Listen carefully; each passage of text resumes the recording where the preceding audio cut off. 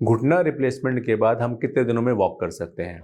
मैं कहूँगा दूसरे या तीसरे दिन ही हम पेशेंट को चला देते हैं, क्योंकि आजकल रोबोटिक जॉइंट रिप्लेसमेंट इतनी विकसित टेक्निक हो चुकी है, इतनी एक्यूरेट टेक्निक हो चुकी है, बाल बराबर भी एरर नहीं होता है। हम मेक श्योर करते हैं ऑन टेबल की 0 से 120 डिग्री तक अच्छे से पैर मुड़े और अच्छे से सीधा हो।